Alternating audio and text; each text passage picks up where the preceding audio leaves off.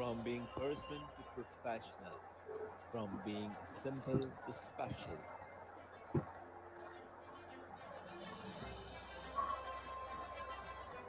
Individuals who created opportunities, individuals who believed in choices,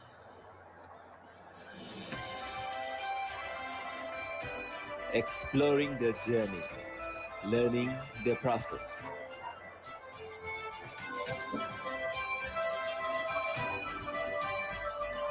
honoring their success, celebrating their achievements.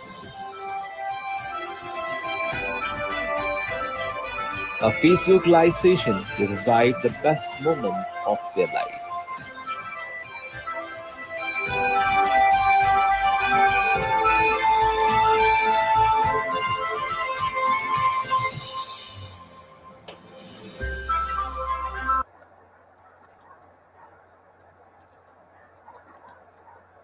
Well, ladies and gentlemen, welcome to the brand new episode of Speak to Me. र सदा चाहिँ आज पनि एकजना पाहुनाको साथमा हामी उपस्थित भएका छौँ. And guess who is sharing the screen with us is a very special lady in this special edition of Speak to Me.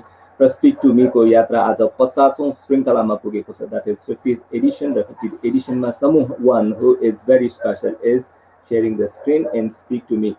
1996 को Miss Nepalलाई सम्झिनु पर्दा, well, the lady was been title awarded as Miss Talented. The journey started right from there on र 25 वर्षको हाराहारीको उहाँको journey पुरा हुन आँटेको छ. र यो जर्नीमा नामबाट जसरी कला हुनुहुन्छ, गलाबाट पनि कला र हिँडाइमा कला, प्रस्तुतिमा कला र सम्पूर्ण रूपमा भन्नुपर्दा एउटा प्याकेजको रूपमा उहाँले प्रस्तुत गर्दै आउनु भएको छ. चाहे त्यो रेडियो स्टेसनमा होस्, टेलिभिजन स्टेसनमा या अहिले युट्युब च्यानलमा या स्टेजको त्यो पर्फर्मेन्स जसमा बिरालो चालको हिँडाइ उतिखेर पनि स्टाइलिस बोल्ड र अहिलेसम्म पनि स्टाइलिस र बोल्ड र आवाजमा त्यो बोल्डनेस, त्यो सेक्सीनेस अझै पनि. The lady is none other than ever stylish, ever bold, and ever green performer. This is Kala Subba. Kala Subba ma'am, welcome to the show.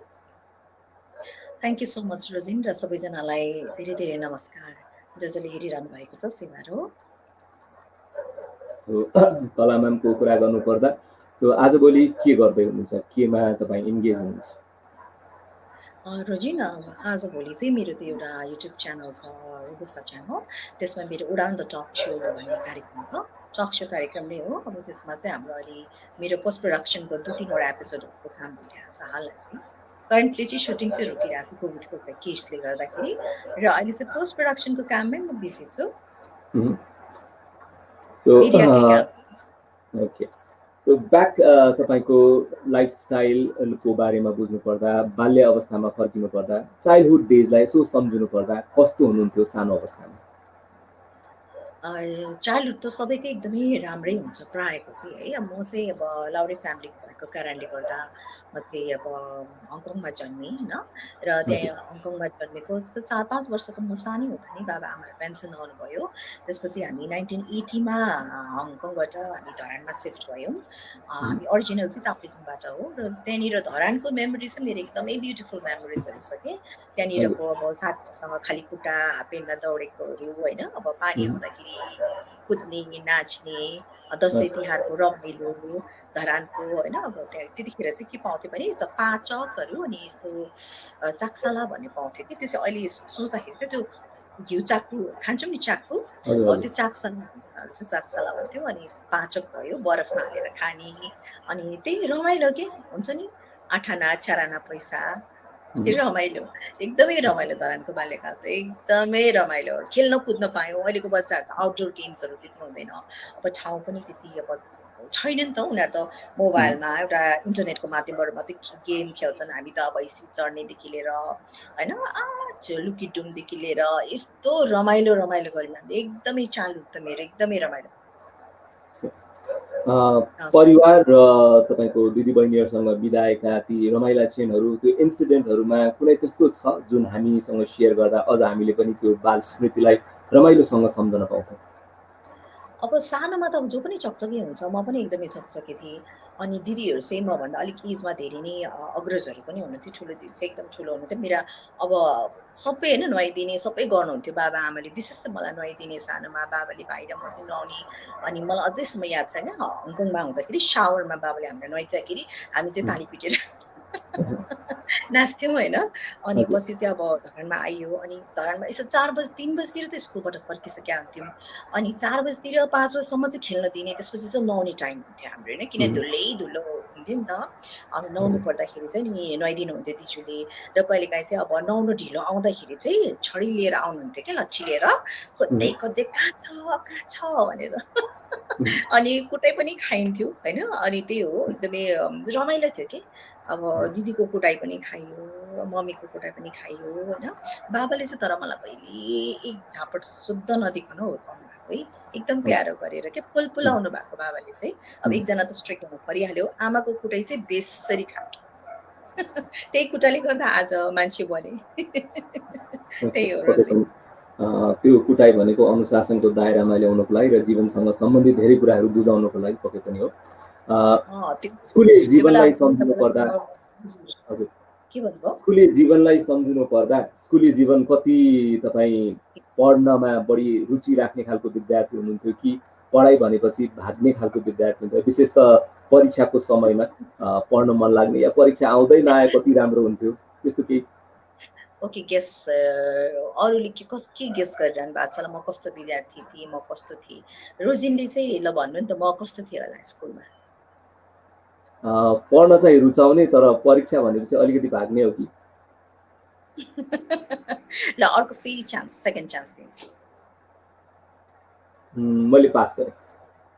Pass गर्नुभयो? ओके। हजुर actually के छ भने म स्कुलमा चाहिँ एकदमै राम्रै स्टुडेन्ट थिएँ, पछि क्याम्पसमा आएर बिग्रेको हो कि। स्कुलमा चाहिँ जहिले पनि फर्स्ट एकचोटि मात्रै भयो लाइफमा, second position, third position, fourth position, स्कुलमा चाहिँ एकदमै राम्रो गुड स्टुडेन्ट हो म है। तर पछि चाहिँ हावा लाग्यो कि। अनि जे सब परीक्षाहरूको बेलामा पनि राम्रै दिन्थेँ मैले, परीक्षा राम्रै गर्थेँ। र स्कुल एक्टिभिटिजहरूमा जहिले पनि म एक्टिभ थिएँ, डान्समा विशेष, डान्समा। गेम्समा चाहिँ जिरो हो है, गेममा चाहिँ जिरो हो। डान्समा चाहिँ एकदम एक्टिभ, साथीहरूलाई कोरियोग्राफी पनि गर्थेँ त्यति बेला, कहिलेका टिचरहरू नआएको बेलामा।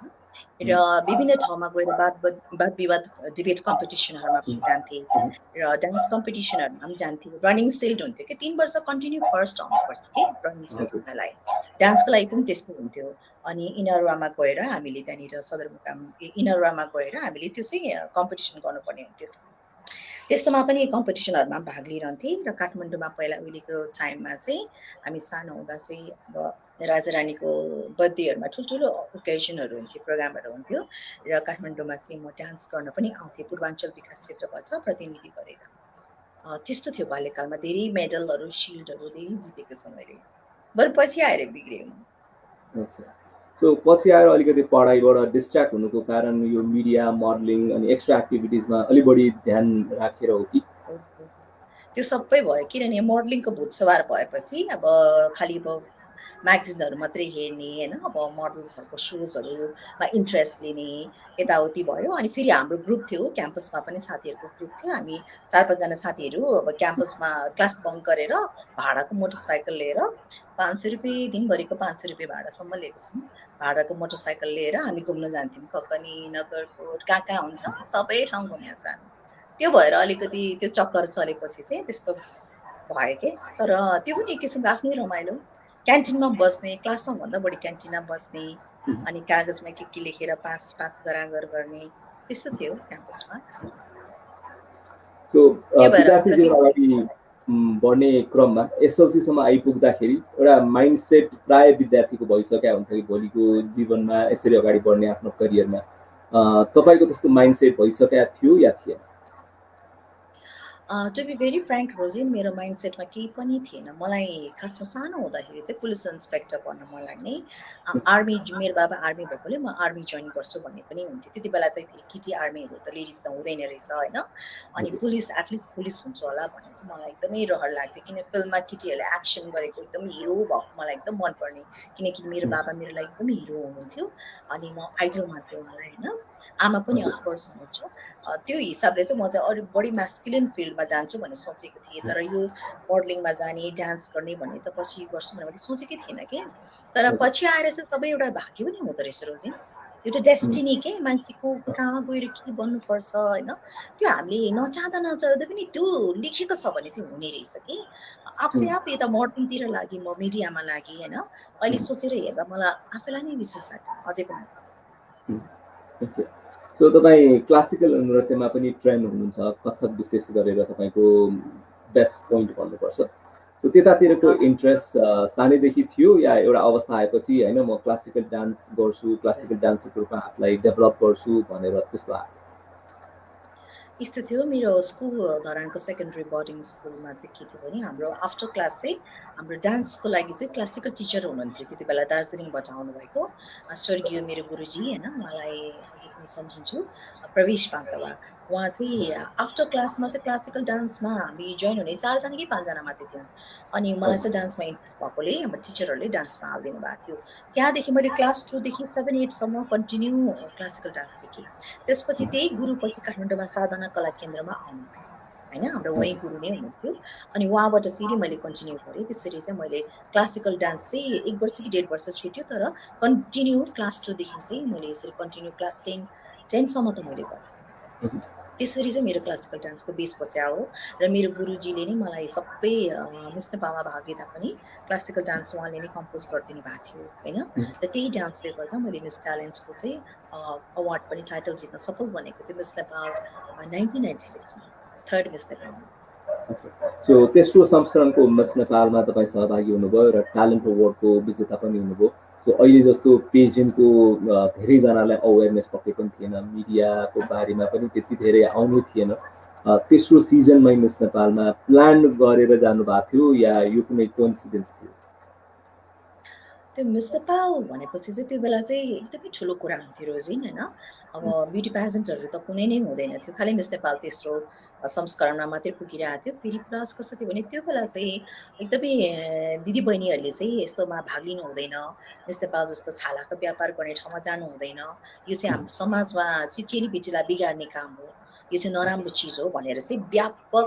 विरोध हुन्थ्यो है समाजमा पनि मोडल र मिस नेपाल जस्तो ठाउँमा नाच्ने गाउने केटीहरूलाई राम्रो मानिँदैन थियो मान्छे गउँदैन थियो हामीलाई थाहा छ नि तर कस्तो हुन्छ भने मलाई पनि एउटा मोडलिङ भर्खरदेखि मैले ट्रेनिङ गरिरहेको थिएँ 14 दिन भएको थियो 14-15 दिन मात्रै भएको थियो ट्रेनिङ गरेको फर्म आउँथ्यो मलाई पनि एउटा के गरौँ नाम कमाउँ भन्ने चाहिँ थियो किनभने मेरो बाबाले जहिले पनि छोरी नाम कमाउनु पर्छ भन्नुहुन्थ्यो कि अनि केही नाम कमाउनु पर्यो भन्ने हिसाबले नै मैले त्यो सोचेर चाहिँ मैले दिमागमा त राखिरहेको थिएँ तर मेरो मलाई आँट चाहिँ आएको थिएन र आँट नआउँदाखेरि चाहिँ के गर्ने भन्दाखेरि चाहिँ गोर्खापत्र त आउँथ्यो अब गोर्खापत्र आउँदाखेरि चाहिँ त्यहाँनिर फर्म आउँथ्यो कि रोजी गोर्खापत्रमा फर्म आयो अनि मैले यसो हेरिरहेको थिएँ अनि मेरो दिदी पवित्र सुब्बा जो सिङ्गर हुनुहुन्छ उहाँले तिमीलाई यति इन्ट्रेस्ट छ भने किन नगर्ने गर न भन्नुभयो अनि मलाई फर्म भन्ने आँटै थिएन दिदीले नै भरिदिनु भएको छ होइन त्यसपछि फोटो चाहिन्छ भने फोटो सेसनको पनि अर्कै चक्कर छ राजीव श्रेष्ठजीसँग फोटो खिच्न जानु पर्ने थियो फोटो त प्रोफेसनल फोटो चाहियो घरमा खिचेको यस्तो गमलामा फुलबारीमा त भएन त्यो फोटो सेसनको लागि पनि मैले पैसा जुटाउनु पर्ने भयो तर जियोस् अब दुःख सुख गरेर त्यहाँ फर्म अप्लाई गरेर मलाई इन्टरभ्यूको लागि आउँछ मलाई कल आउँछ भनेर त मैले सोचेको पनि थिइनँ अनि पछि पल्लोपट्टि आन्टी हाम्रो घरमा त फोन पनि थिएन पल्लोपट्टि आन्टीहरूले चाहिँ बिहानै मङ्गलबारको दिन चाहिँ कलाल चाहिँ सेलेक्ट भएछ मिस नेपालमा तपाईँलाई अडिसनको लागि बोलाएको छ भन्दाखेरि त म त यस्तो खुसी भएको है अब त्यतिखेर किनभने इच्छाको चिज पाएँ नि त मैले तर के भयो अडिसनमा गएँ जाँदाखेरि अब के लुगा लाउने कस्तो लुगा लाउने मेकअप राम्रो गर्नु नआउने अब ड्रेसअप अब इनोसेन्ट थिएँ म पनि त्यसपछि अडिसनमा टेम्पो चढेर गएको थिएँ म है त्यो कालो टेम्पो हुन्छ नि 2टा चक्कावाला कालो र पहेँलो अहिले हटायो त्यो टेम्पो चढेर गएँ मैले सोच्दै थिएँ डुक डुक डुक डुक भइरहेको थियो है अनि टेम्पोवालालाई मैले ठ्याक्क मल्ल होटलमा अडिसन थियो अनि टेम्पोवालालाई दाइ तपाईँ एकछिन नि बस्नुहोस् है म आउँछु भने कि किनभने मलाई कन्फिडेन्स थिएन कि मैले यसो गरेर हेर्छु अनि कस्तो हुँदो रहेछ नत्र भए म फर्किन्छु भन्ने सोचेको थिएँ कि मैले अनि मैले यसरी भित्र गएर हेरेको त बाबा है they were like super models already They were perfect figure, beauty with get-up, glamour. सबैजना अङ्ग्रेजीमा बात गरिरहेको हुन्छ नि, सबैजना कोही कार ड्राइभ गरेर आउने, म चाहिँ टेम्पो चढेर आएको थिएँ है। अनि त्यसपछि मलाई यस्तो कन्फिडेन्स भएन, म फर्किन्छु कि भन्ने एउटा चाहिँ म फर्किनै पर्छ। त्यसै पनि मेरो टेम्पो स्ट्यान्ड बाहिर राखिरहेको थिएँ, म फर्किन्छु भनेर सोचिरहेको थिएँ कि मैले। अनि त्यसपछि मैले अलिकति पर हेरेको त 2-4 जना केटीहरू चाहिँ म जस्तै देखेँ के, डराइरहेको, कन्फिडेन्स नभएको होइन, अलिकति झिङ्रिङ्गै परेर हामी चाहिँ हुन्छ नि नो गेटअप नो मेकअप त्यत्तिकै साधारण मैले देखेँ। अनि 3-4 जना त्यो केटीहरू कुनामा बसिरहेको यस्तो गरेको देखेपछि चाहिँ मलाई पनि आँट आयो, म जस्तो पनि रहेछन् भनेर होइन। अनि त्यसपछि मैले टेम्पोवालालाई पैसा दिएर हजुर जानुहोस् भनेर पठाइदिएँ। त्यसपछि अडिसन भयो। मैले आफूलाई सेलेक्ट हुन्छु भनेर सोचेको पनि थिइनँ होइन। एक त हाइट पनि मेरो सानो होइन, ठिकैको नर्मल, त्यतिखेर चाहिँ लगभग 5'2" सम्म पनि लिन्थ्यो, म त 5'2" जति नियरली मात्रै पुग्थेँ। तर जे होस् त्यो अडिसनमा मैले क्याटवक गर्न लायो, अनि त्यसपछि के क्वेसनहरू गर्नुभयो, त्यो क्वेसन मलाई अझैसम्म पनि याद छ क्या एउटा क्वेसन। त्यसपछि एनिवे त्यसमा सेलेक्ट भएपछि चाहिँ म ट्रेनिङमा गएँ र चाहिँ मेरो लागि चाहिँ मिस नेपाल एउटा यस्तो अपर्च्युनिटी थियो कि म मिस नेपाल बन्छु भनेर होइन कि म नाम कमाउने ठाउँमा एउटा राम्रो ठाउँमा पुगेँ होइन, मेरो छाएको क्षेत्रमा म पुगेँ भने त्यो मलाई भाग लिन पाउनु मलाई त्यही नै सबैभन्दा ठुलो कुरा थियो कि मिस नेपाल बन्नु त्यस्तो केही मलाई त्यो हुनै थिएन। भाग लिन पाउनु, काम पाउनु नै मेरो लागि ठुलो कुरा थियो, त्यो एउटा सपना थियो कि। तर एउटा अर्को अब्स्ट्याकल के थियो भने त्यति बेला जन्डिस, मलाई ठ्याक्क जन्डिस भएको थियो रोजिन। जन्डिसको बिरामीले त रेस्ट गर्नुपर्ने, अब घरमा कुरा भयो ल कि त रेस्ट गर्नु पर्यो कि त रिस्क लिनु पर्यो। मैले के सोचेँ भने लाइफमा बल्ल बल्ल त मैले केही गर्ने मौका पाइरहेको छु, म रिस्क लिन्छु भनेर मैले जन्डिस हुँदा हुँदै पनि अब औषधिहरू पनि खाइरहेको थिएँ, तर पनि मैले त्यो कम्पिटिसनमा भाग लिनु अघि त्यो हिसाबले चाहिँ मैले मिस नेपालमा मिस ट्यालेन्ट पाउनु त मेरो लागि ठुलो चिज थियो। त्यहाँबाट मेरो एउटा जिन्दगीको नयाँ आयाम सुरु रोजिन। त्यो बेला पनि के भएको थियो, मेकअप गर्नुभन्दा अगाडि पनि बाहिर पुरै जुलुस भइरहेको थियो नि, हाम्रा महिला नेत्रीहरूले नै जुलुस गरिरहनु भएको थियो, यो हुँदैन मुर्दाबाद मुर्दाबाद भनेर।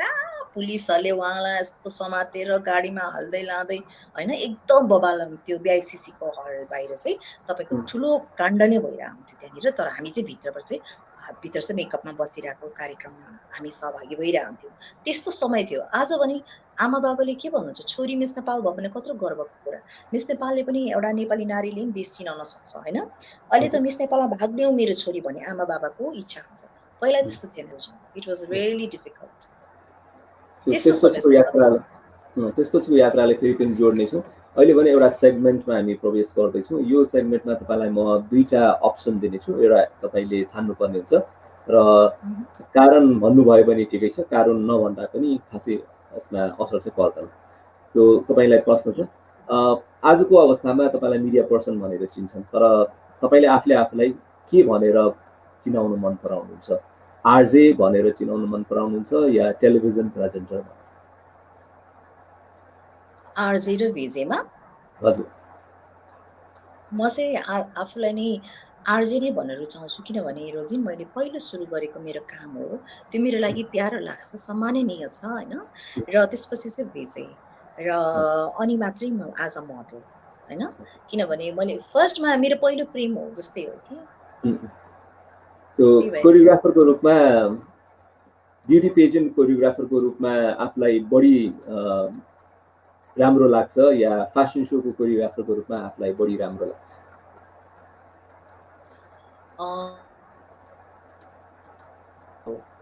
है चाहना चाहिँ मैले सुरु गरेको चाहिँ एज अ फेसन कोरियोग्राफर हुन्छु भनेर, तर पछि फेसन सोहरू एकदम कम हुन थाल्यो, हाम्रो टाइममा कमै हुन्थ्यो। त्यही भएर ब्युटी पेजेन्टहरू ब्लसम भएपछि चाहिँ ब्युटी पेजेन्ट कोरियोग्राफर चाहिँ रोजीरोटीको लागि, पैसा कमाउनको लागि, किनभने राम्रो इन्कम हुन्छ अनि तपाईँलाई थाहा छ मेहनत पनि त्यति नै हुन्छ होइन। तर एउटा स्टेबल बनाउँछ क्या तपाईँलाई, नत्र खालि अब एउटा सोमा काम गर्यो अनि घरमा थन्क्यो, के गर्ने त, त्यस्तो त भएन। पैसा त चाहियो, त्यो पैसा कमाउनुको लागि एउटा स्टेबल जिन्दगी बाँच्नको लागि चाहिँ कोरियोग्राफी एकदमै राम्रो काम हो। त्यही भएर त्यो चाहिँ मेरो, त्यसले पनि मलाई धेरै साथ दिएको छ। कोरियोग्राफी चाहिँ मैले 1998बाट सुरु गरेँ, एकदम सक्सेसफुल भएको थियो त्यो सो पनि। रेडियो कार्यक्रममा बढी आफूलाई प्रभावकारी महसुस गर्नुहुन्छ या स्टेज कार्यक्रम सञ्चालनमा प्रभावकारी महसुस गर्नुहुन्छ? रेडियोमा नै लाग्छ किनभने रेडियो भनेको एउटा यस्तो चिज हो कि अब त्यहाँनिर पसेपछि अर्कै संसारमा पुगिन्छ के र स्टेज पर्फर्मेन्समा चाहिँ ला मलाई कस्तो देखिरह होला मोटी देखिरह होला ओ माई गड मेरो मेकअप के भयो होला हुन्छ नि अब मेरो लुगा यता फर्किरह होला आइएम टु कन्सियस के त्यो माथि कति गाली पनि खाइरह हुन्छ नि के गरे यस्तो के हो यस्तो भनेर मान्छेले भनिरह हुन्छ होइन तर जस कन्सियस एकदमै कन्सियस हुन्छु म यति कन्सियस हुन्छ कि कोही बेला त प्रेसरै हाई भएर पनि जस्तो हुन्छ जस एकदम कन्सियस छु म केटीहरू हुन्छ नि कन्सियस किनभने यति धेरै अब कम्प्लेनहरू आउँछ के कम्प्लेन टु मच कम्प्लेन किनभने मान्छेले भित्रको तपाईँको प्रतिभा तपाईँको स्वभाव तपाईँको गुणलाई दोस्रो चरणमा मात्रै हेर्छ पहिलो चरणमा हेर्ने भनेको तपाईँको अपियरेन्स हो यो दुनियाँ नै माया जाल हो नि त रोजी होइन तपाईँ चिटिक्क परेको राम्रै हुन्छ नि तपाईँलाई आउनुहोस् न पसल पनि एउटा झिङ्रिङ्ग परेर त्यतिकै सिम्पल म्याक्सीमा पसलमा गयो भने त भाइ भाइ भन्दा पनि सुन्दैन होइन र पछि मात्रै टाउन आउँछ के भनेपछि एउटा आउटर अपियरेन्स एउटा व्यक्तित्वको कुरा पनि आउँछ होइन तर यो हाम्रो मान्छे भन्ने नै त्यस्तै चिज हो के भाइ बाहिरमा जे छ बाहिर झिलिमिली त्यसमा बढी आकर्षित हुन्छौँ तपाईँको गुण तपाईँको स्वभाव तपाईँको चरित्र तपाईँको सिद्धान्त त्यो त दोस्रो चरणमा मात्रै आउँछ दुःखको कुरा यही छ हामी यो सेगमेन्टलाई अगाडि बढाउँछौँ तपाईँलाई जाडो या गर्मी कुन चाहिँ मनपर्छ मलाई त गर्मी नै ठिक छ कतिले भन्छ कि पहिला मलाई हामीलाई मर्डरहरूलाई क्वेसन जाडो महिना मनपर्छ कि गर्मी महिना भनेर आउँथ्यो होइन अनि हामीले गर्मी महिना ओ फेसनेबल छोटो छोटो लुगा लाउनलाई भन्थ्यो कि त्यस्तो होइन जाडो चाहिँ कस्तो हुन्छ पानी परेको रमाइलो कि हिउँ परेको रमाइलो पानी परेको त मैले देखिरहेको छु र पानी परेको चाहिँ मलाई अलिक त्यति मन पर्दैन किनभने कस्तो मनै निराश भएर आउने है हो देवदास हुन्छ है अलिक सेन्टिमेन्टल हुन्छ पानी पर्दाखेरि चाहिँ है तर हिउँ परेको त आफूले देखाएको छैन लाइफमा फिल्ममा मात्रै हो तर म हिउँ परेको ठाउँमा गएर खेल्ने फोटो खिच्ने टिकटक भिडियो बनाउने चाहिँ खुब ठुलो रहर छ त्यही भएर मलाई हिउँ परेको मनपर्छ यो प्रश्न सायद गरिरहनु पर्दैन होला त तपाईँलाई अधिकांश अवस्थामा मेकअपमै देखायो मैले तै पनि मेकअप या बिना मेकअप घरमा आफ्नो क्याजुअल लाइफमा त विदाउट मेकअप होइन किन त्यो मेरो नेचुरल म जे हो त्यही हो तर मैले भने नि यो संसारले बाहिर जे देख्छ त्यही मात्रै देख्छ सो बाहिरको लागि देखाउनलाई पनि र आफ्नो करियरको एउटा बाध्यता पनि हो कि होइन पहिला चाहिँ आवश्यकता थियो अहिले चाहिँ बाध्यता हुँदै गएको छ कि यो चिजहरू चाहिँ होइन त्यही भएर विथ मेकअप किनभने यो मेरो बाहिर देखाउने दाँत हो कि असार साउनको पानीमा रुज्न मनपर्छ या माघ फागुनको घाम ताप्न मनपर्छ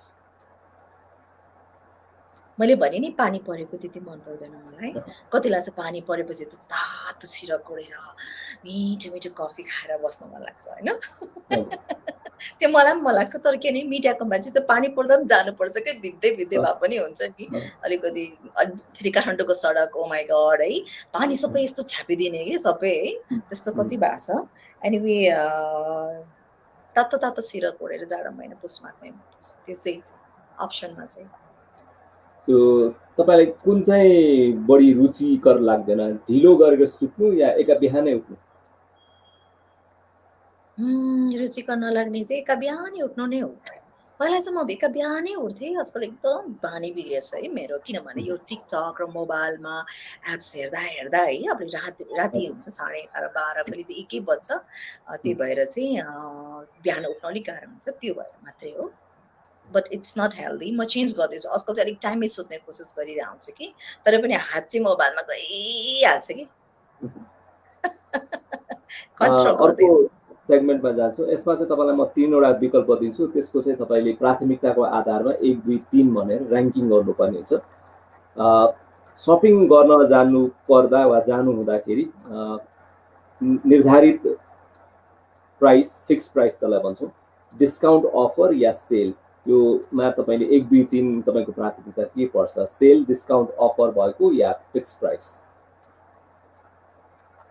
अफ कोर्स डिस्काउन्ट अफर भएको नै मनपर्छ फेरि केटीहरूलाई किनभने तपाईँको एकचोटि सपिङ गरेर पुग्दैन हामीलाई सपिङ भनेपछि त टाउको दुखेको पनि निको हुन्छ मेरो त है भुँडी दुखेको पनि निको हुन्छ सो एक्साइटेड के सपिङ भनेपछि अनि त्यो भएर सपिङ गर्दै डिस्काउन्ट गर्यो भने त त्यो अलिकति थपेर अर्को सामान किन्न पाइन्छ नि त त्यही भएर डिस्काउन्ट अफर तर अफकोर्स क्वालिटी पनि हेर्छु है तर एकदमै ब्रान्डेड त्यस्तोमा पनि जाँदिनँ एज यु अल नो हामी नेपालीहरू होइन मलाई त बाटोमा के राम्रो देख्यो भने बाटोको पनि उठाइदिन्छु त्यस्तो राम्रो मात्रै लाग्नुपर्छ क्या मलाई त्यही भएर डिस्काउन्ट अफर साडी कुर्ता लेहंगा यसमा 1 2 3 तपाईको प्राथमिकता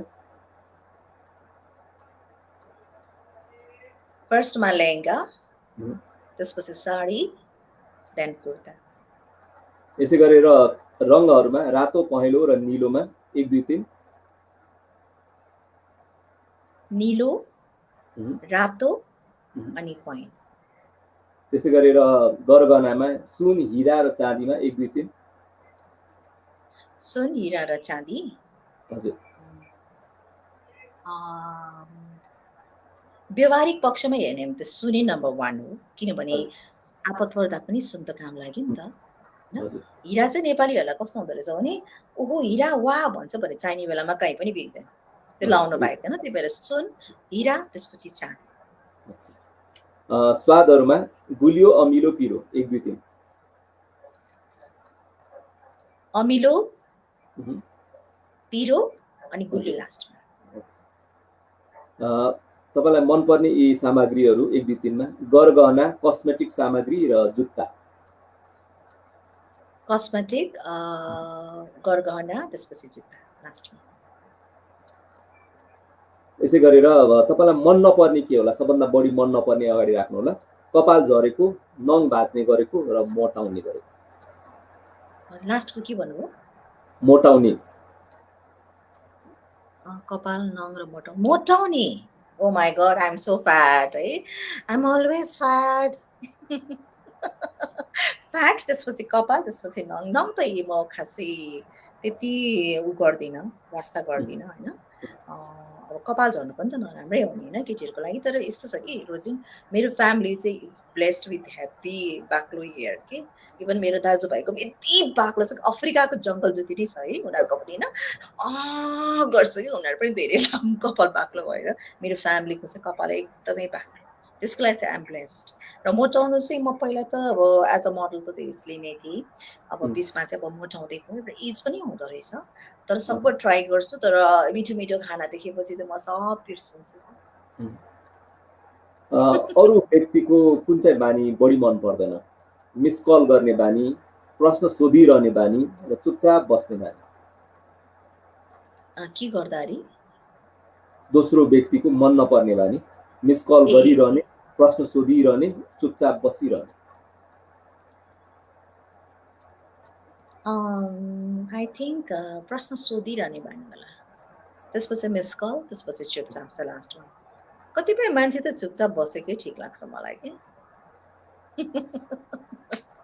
आफै आफूलाई परिभाषित गर्नु पर्दा यी शब्दहरुमा 1 2 3 मिलनसार सहनशील इमानदार इमानदार त्यसपछि मिलनसार मिलनसार र सहनशील सँगसँगै आउँछ मेरोमा चाहिँ मलाई झट्ट हेर्दाखेरि मान्छेले अब एकदमै छुच्ची अथवा त्यस्तै केही एउटा हुन्छ नि मान्छेको यो मान्छे कस्तो भुत्नी होला कस्तो होला हैन यस्तो तर वास्तवमा बाहिर नरिवल जस्तै हुँदो रहेछ क्या कतिपय मान्छे बाहिर कडा भित्र कमलो भन्छ नि मन एकदम कमलो छ मेरो रोजिन र अब रिस उठ्यो भने चाहिँ फेरि ओ माइ गॉड साह्रै रिस उठ्छ लिम्बू नै हो त्यो पनि छुच्ची नै हुन्छ हामी हैन तर जे होस् त्यति नराम्रो मान्छे चाहिँ म होइन जस्तो लाग्छ सबैले माया नै गर्छन् त्यही भएर त्यसै गरेर अन्य शब्दहरु सहयोगी सकारात्मक र साहसीमा 1 2 3 कसरी राख्नु छ सकारात्मक सहयोगी र साहसी हुनलाई चाहिँ सोच्नु पर्छ किनकि साहसी पहिला भइन्थ्यो धेरै नै भइन्थ्यो हैन तर पछाडी हेर्दा कोही पनि हुँदैन तपाईको साथमा तपाई एक्लै हुन्छ त्यसकारणले साहस पनि सही ठाउँमा सही समयमा सही व्यक्तिसँग देखाउन जरुरी हुँदो रहेछ भन्ने ठूलो पाठ चाहिँ मैले जीवनमा पढेको छु त्यो अहिले हामी 2020 मा छौं 1996 बाट प्रारम्भ भएको त्यो यात्रा लगभग 25 वर्ष आइसकेको छ हङकङ धरान हुँदै काठमाडौँ र त्यो 25 वर्षको यात्रामा धेरै कुराहरू जान्नुभयो धेरै जनालाई जान्ने पनि बनाइसक्नु भएको छ अहिले सरसर्ती केही वाक्यहरूमा आफूले त्यो जर्नीलाई मूल्याङ्कन गर्नुपर्दा कसरी गर्नुहुन्छ?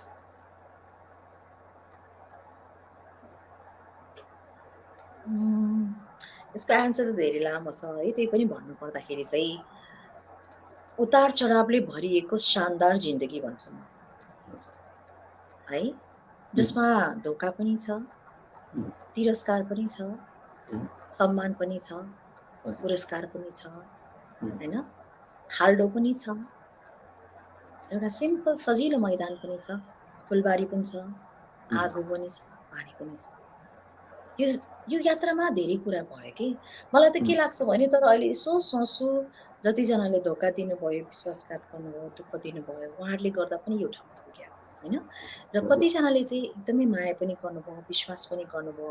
उहाँहरूको त्यो विश्वास र मायाको बदला जिन्दगीभर म गुणले तिर्नेछु हैन। र एउटा कुरा चाहिँ के हो भने रोजिन, मान्छे कोही पनि नराम्रो त हुँदैन, परिस्थितिले भन्छ हैन। तर कतिपय यस्ता मान्छेहरू छन् हैन, अब त्यही मानिसहरूले चाहिँ अहिलेसम्म पनि मेरो अगाडि चाहिँ आँखा जुदाउन सक्दैनन्। किनभने उहाँहरूले अब जानी जानी त गरेको होइन, तर परिस्थितिवश उहाँलाई कतिजनाले धेरै नराम्रो पनि गर्नुभयो है। र अहिले पनि भेट हुन्छ, नमस्कार, हाई हेलो हुन्छ। तर मैले केही कुरा भन्नुभन्दा अगाडि उहाँहरू आफ्नै नजरमा आफै हुन्छ नि शरम लागेको जस्तो यस्तो झुकाउनुहुन्छ कि त्यो पनि मलाई राम्रो लाग्दैन कि। त्यही भएर त्यो व्यक्तिहरूसँग पनि म अलिक टाढिन खोज्छु होइन, कि मेरो अगाडि उहाँहरूले नजर नझुकाओस् कि। त्यसकारणले त्यो कुराहरू पनि हुँदो रहेछ कि। र कतिले मलाई साथ पनि दिनुभयो, माया पनि दिनुभयो। तर हाम्रो कस्तो भने अब नेपालीहरूको मात्रै होइन, संसारमै के हुँदो रहेछ भने अब बलेको आगो ताप्ने चलन हुन्छ होइन। मैले भने नि, जो सुन्दरी छ, ब्युटी छ, उहाँहरूलाई नै अगाडि मान्छेले सम्मान गर्नुहुन्छ। तर जोसँग प्रतिभा छ, जोसँग सायद केही सामर्थ्य छैन होला, त्यो व्यक्तिहरूलाई चाहिँ हामीले एकदमै नजरअन्दाज गरिदिन्छौँ कि। र कतिपय पर्दा पछाडिका मान्छेहरू होइन, जसले कसैलाई बनाउनुमा जिन्दगी लगाएको हुन्छ, कसैले कसैको हात समातेर माथि ल्याएको हुन्छ, त्यस्ता व्यक्तिहरूलाई पनि सफल भइसकेपछि चाहिँ मान्छेहरूले बिर्सिदिने कि होइन। त्यो जस्तो निष्ठुरी को होला त? म त भन्छु कि यो संसारमा अझै पनि भगवान छ। कर्मको फल हामीले भोग्नै पर्छ, कोही बच्न सक्दैनौँ। त्यही भएर पनि अब सकभर चाहिँ आफ्नो दिमागले भ्याएसम्म, चेतना भएसम्म चाहिँ मान्छेले चाहिँ अब राम्रै गर्ने कोसिस चाहिँ गर्नुपर्छ, चाहे त्यो नाटकै किन नहोस् होइन। सकभर चाहिँ राम्रै गर्ने कोसिस गर्नुपर्छ जस्तो लाग्छ। सो यतिखेर हामीलाई हेरिरहनुभएका दर्शकहरूले केही कमेन्टहरू राख्नु भएको छ, म कमेन्ट पढ्दैछु। राजा महर्जुनजीले सेवाहरू भन्नुभएको छ र साथी हेर्दै सुन्दै पोखराबाट उहाँले लेख्नु भएको छ। त्यसै गरेर पुरम दङ्गुलजीले पनि नमस्कार भन्नुभएको छ। र आसमा राईजीले ओएमजी माई फेभरेट कला म्याम भन्नुभएको छ। आसमा राई हजुर। आसमा ओके, मेरो एङ्करिङको पनि धेरै स्टुडेन्टहरू हुनुहुन्छ होइन, ठाउँ ठाउँमा धेरै प्रगति गर्नुभएको छ। मलाई कस्तो खुसी लाग्छ क्या। मैले पढाउँछु, म म्याम हुन्छु भनेर मैले लाइफमा सोचेको थिएन है। म त एकदम फाइट खेल्ने, एकदम पुलिस हुने त्यस्तो थियो नि त।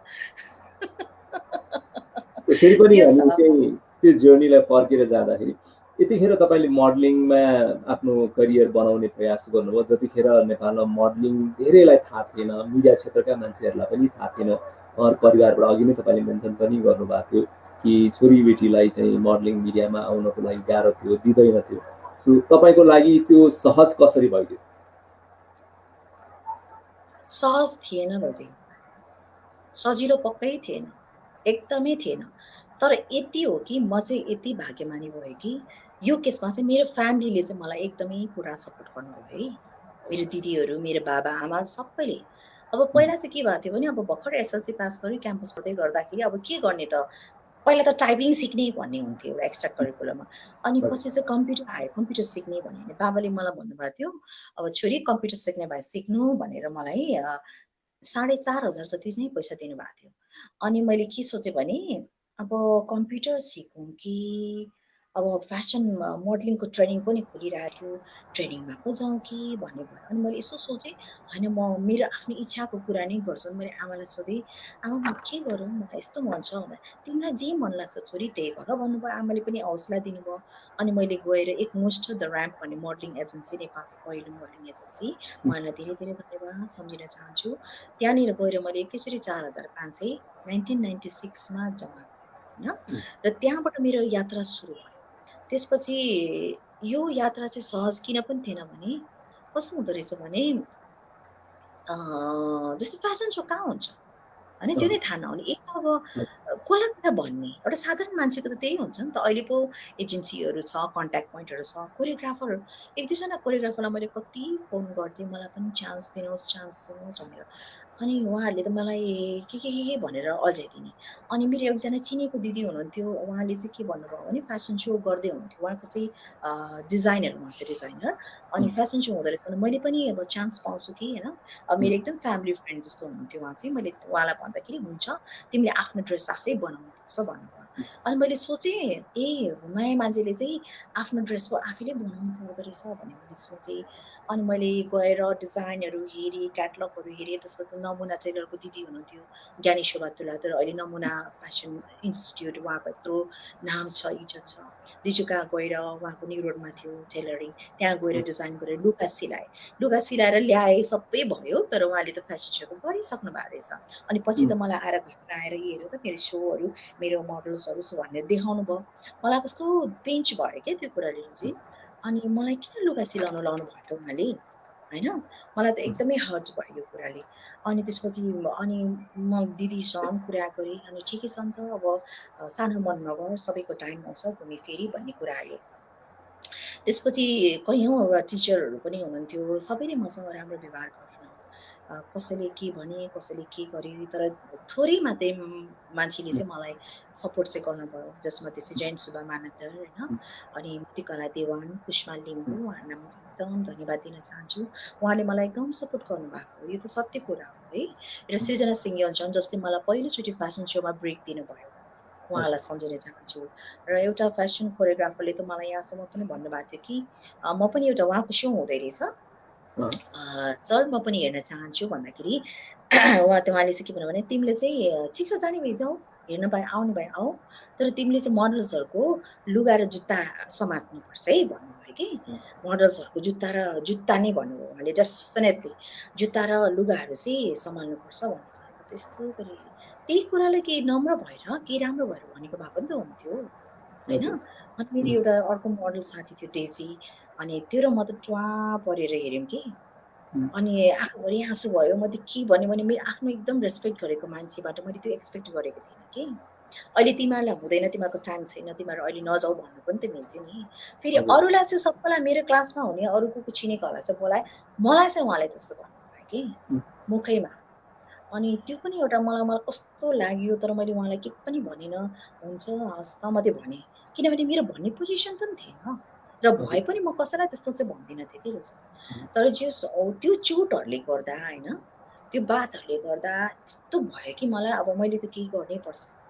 होइन किनकि मेरो आमा बाबालाई सम्झेँ मेरो परिवारलाई सम्झेँ दिदीहरूलाई सम्झेँ कति माया गरेर म त कान्छी छोरी हो नि त कति माया गरेर मैले के होला मलाई दुःख चित्त दुख्ला भनेर कति प्यार गरेर मेरो बाबाले मलाई काखमा राखेर छोरी भनेर कथाहरू सुनाएको केटी हो नि त म त अनि कसैबाट यस्तो तिरस्कार तिर आउँदाखेरि त मेरो मनमा कस्तो भयो होला कि रोजी त्यसपछि पनि तर पनि मैले के पनि भनिनँ तर गरेर यस्तो कुरा गरेर भन्दा काम गरेर देखाउनुमा विश्वास गर्छु है त्यही भएर मैले यो क्षेत्रमा चाहिँ लागेर एकदम अगाडि बढेँ दायाँ बायाँ केही सोचेन न पैसा थियो रोजी न राम्रो लुगा पाउँथ्यो त्यति बेला न फेसनेबल लुगा पाउँथ्यो न अब कोही हिल एउटा स्यान्डल हिल शुद्ध पनि पाउँदैन काठमाडौँमा त्यस्तो समय थियो फेसनेबल लुगा त अहिले पो आयो त पहिला त कहाँ थियो डिजाइनरहरू भने एक दुईजना मात्रै हुनुहुन्थ्यो मलाई याद भएको यास्मिन बुटिक थियो त्यसपछि कान्ता छेत्रीजीको बुटिक थियो एउटा चौरा खेल लगन खेलतिर अन्त रमेश राजेश धाकपजीहरू अलिक पछि आउनुभयो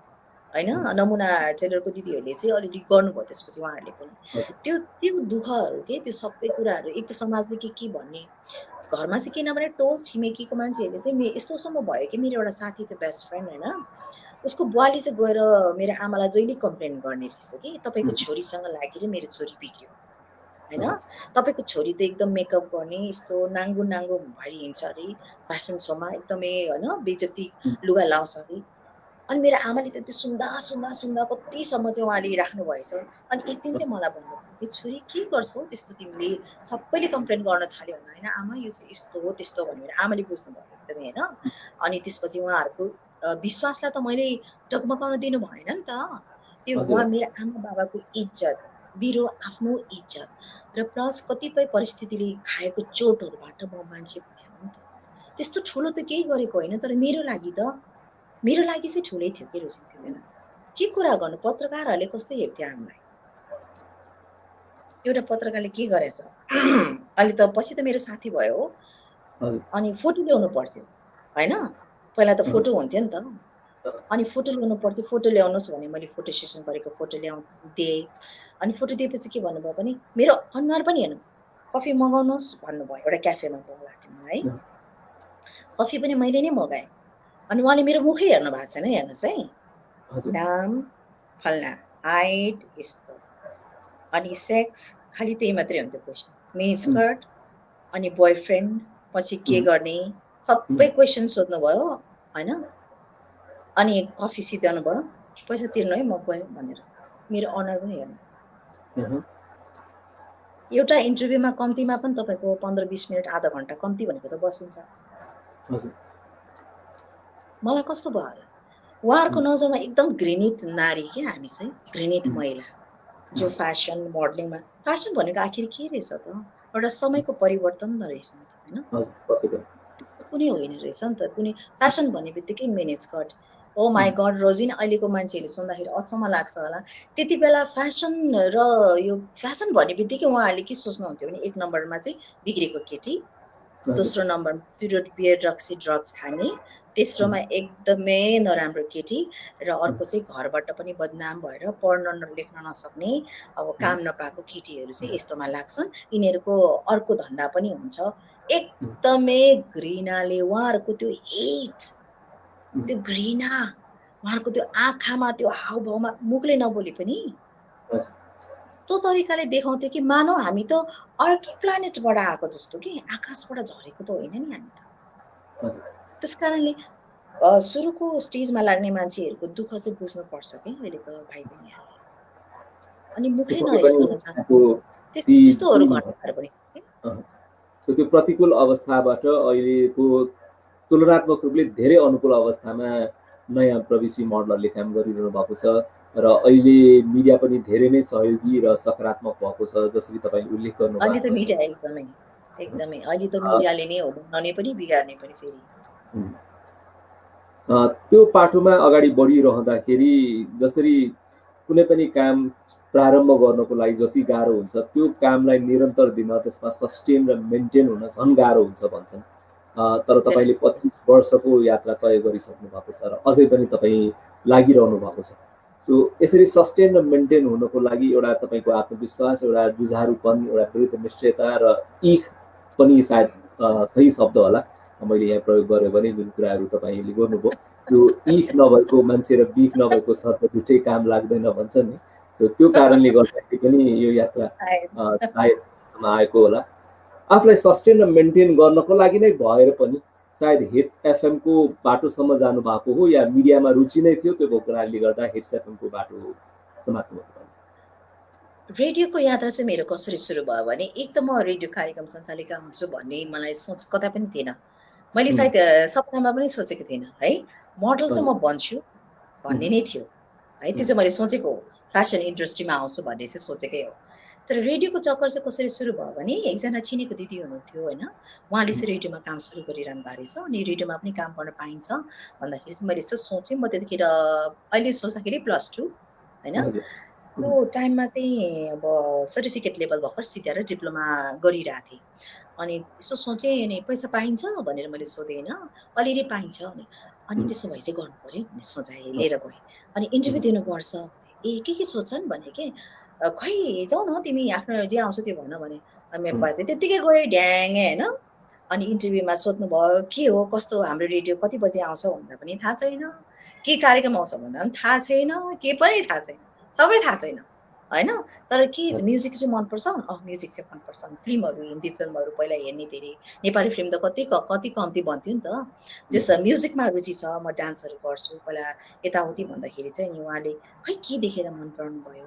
तर पछि भन्दाखेरि चाहिँ अनेस्ट एन्सर दिएर सेलेक्ट भएको भनेर भन्नुभयो होइन। होइन त्यसरी यात्रा सुरु भएको एउटा कार्यक्रम थियो एउटा कार्यक्रम हामी रेड नेपालमै गएर बोल्नु पर्थ्यो कि पहिला हिट्स एफएमको कान्तिपुरको जुनै रेडियोको पनि आफ्नो स्टेसन थिएन स्टुडियो रेड नेपालको एउटा पुरानो स्टुडियो अहिले त नयाँ छ त्यो पुरानो स्टुडियो चाहिँ भाडामा लिएर हायरमा चलाउनु पर्थ्यो अनि हिट्स एफएमको सबैभन्दा बढी टाइम थियो 8 घन्टाको टाइम थियो र कार्यक्रम मेरो 10 बजी थियो 8 बजी पुग्नु पर्थ्यो बिहान होइन रेड नेपालमा कहिले नगएको होइन सुनेको मात्रै रेड नेपाल त है त्यहाँ गएको अनि त्यसपछि त्यहाँबाट सुरु भयो मेरो यात्रा अनि 300 रुपियाँ पाएँ मैले एउटा कार्यक्रमको एउटा मात्रै कार्यक्रम हप्तामा 1 घन्टाको होइन अनि 300 रुपियाँ भन्दा 3 चौकी 1200 रुपियाँ चाहिँ मेरो तलब थियो मैले त्यसरी सुरु गरेँ होइन त्यति बेला त 1200 रुपियाँ पनि मलाई ठुलै लाग्थ्यो क्या कमसेकम मेरो स्कुटीमा पेट्रोल हाल्नु त पुग्थ्यो मलाई है अनि त्यो त्यसरी सुरु भएको हिट्स एफएममा तर पछि चाहिँ मलाई थाहा साँच्चै भने आज टु बी भेरी फ्र्याङ्क म भन्छु मलाई बोल्नु भनेपछि आई हेटेड इट मलाई यस्तो गाह्रो हुने किन लेख्नु पर्थ्यो नि त I have to write script oh my god script लेख्दा त्यो पनि स्क्रिप्ट अब सच्याउनु पर्थ्यो रिजेक्ट हुन्थ्यो होइन त्यो सोच्दा मलाई त्यो यस्तो दिमाग खराब हुन्थ्यो है त्यही भएर मलाई एकदम बोल्नु चाहिँ एकदमै गाह्रो लाग्थ्यो तर पछि 3-4 वर्ष भएपछि बल्ल मैले रेडियोलाई चाहिँ एक्सेप्ट गरेँ कि खालि मेरो पकेट मनी आउँथ्यो भनेर मात्रै अल्झेको थिएँ तर अलिक किसिमको त्यो म्युजिकहरू आउँदाखेरि चाहिँ रमाइलो हुने अब लाइभ भन्दाखेरि कस्तो मुटुटो फुट्ला जस्तै भएको थियो नि सुरु फर्स्ट प्रोग्राममा त जोरै आउला जस्तो भएको थियो त्यस्तो साह्रो भएको थियो रेड नेपालमै गएर गऱ्यौँ त्यसपछि कन्टिन्यू भयो लाइफ तर त्यसले पनि मैले भने नि अब सस्टेन हुनलाई मलाई धेरै हेल्प गर्यो र धेरै श्रोताहरूको धेरै मान्छेहरूको धेरै अडियन्सहरूको माया चाहिँ यति पाएँ है अब मायाको चाहिँ धनी नै हो म है यतिखेर केही तस्बिरहरू हामी सेयर गर्छौँ तपाईँसँग तपाईँका मोडलिङका र अरू प्रोफेसनल एक्टिभिटिजका तस्बिरहरू सो यसलाई हामी संस्मरण गर्छौँ र कतिखेर कहाँको हो भनेर यसो हामीलाई पनि याद गराइदिनु यो तस्बिरको बारे भन्नुपर्दा यो तस्बिर चाहिँ काठमाडौँ पोखरामा भएको फेसन सो थियो पोखरामा भएको फेसन सो थियो अनि यसमा चाहिँ मेरो अरू पनि साथीहरू हुन्थ्यो तर केटा साथी केटी साथी सबैजना यसको हाम्रो कोरियोग्राफर चाहिँ अशोक सक्सेनाजी हुनुहुन्थ्यो एकदमै राम्रो भएको थियो त्यतिखेर यो पोखराको फेसन सो हाम्रो रिचा घिमिरे एक्ट्रेस पछि हुनुभयो बहिनी उहाँ पनि हुनुहुन्थ्यो ओके यो फोटो चाहिँ अहिलेको नारी पत्रिका प्रख्यात नारी पत्रिका जुन चाहिँ छ महिलाहरूको एकदमै रुचिमा पर्ने त्यो नारी पत्रिका चाहिँ पहिला सर्वोत्तम नारी भनेर निस्किन्थ्यो त्यति बेलाको यो चाहिँ कभर पेजमा म हो है त्यतिखेर चाहिँ अनि पछि मात्रै गएर सर्वोत्तमलाई हटाएर उहाँले नारी मात्रै राख्नु त्यस्तो सो यसमा पहिरिनु भएको डिजाइनरको नाम थाहा छ तपाईलाई डिजाइन ड्रेसको डिजाइनर चाहिँ रक्षा हिराचन पद्मा हिराचन उहाँ पनि डिजाइनर उहाँको बहिनी पनि डिजाइनर उहाँहरूको धेरै क्लोथ लाइनको मैले धेरै सोहरू गरेँ पहिला चाहिँ पक्का डिजाइनरकै सो हुन्थ्यो कि पहिला अहिले रेडिमेड किनेर लाएर नाच्ने यस्तो गर्ने हुँदैन थियो पहिला पक्का डिजाइनरकै सो हुन्थ्यो यो फोटो ओके यसमा चाहिँ हाम्रो आदरणीय सुनिल थापाजी अनि त्यसपछि महेश केसीजी हुनुहुन्छ र म यो चाहिँ मिस्टर नेपाल 2018 मा चाहिँ जजको रूपमा हामी अन्नपूर्ण होटलमा त्यहाँनिर थियौँ सँगै थियौँ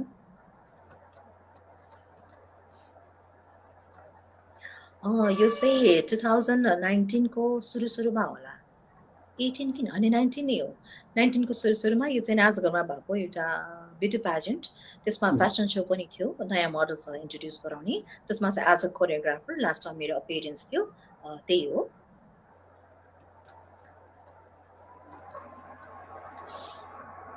यो पनि as a choreographer miss national icon first miss national आइकनको सो हो यसमा चाहिँ विनरलाई चाहिँ कारै उहाँहरूले चाहिँ डाटसनको रेडीको कार नै दिनुभएको थियो अब स्टेजमै कार आउँदाखेरि चाहिँ एकदमै त्यहाँ अर्कै माहौल भएको थियो रोजी नै यसको उद्घोषक हुनुहुन्थ्यो तपाईँले कार्यक्रमलाई यस्तो राम्रो सञ्चालन गर्नुभयो है ग्रेट छ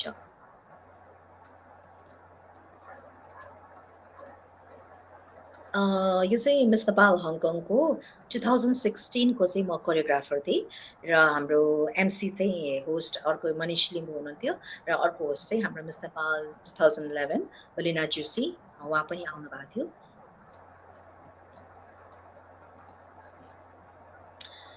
यो चाहिँ स्टुडियो मैले जिन्दगीमा धेरै समय बिताएको ठाउँ हिट्स एफएमको स्टुडियो हजुर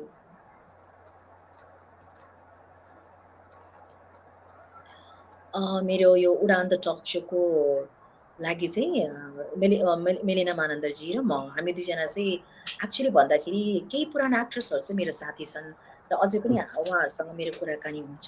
एकदमै जति मान्छे राम्री त्यति पनि मन पनि राम्रो, विचार पनि राम्रो भएको चाहिँ मेलिना नै हो।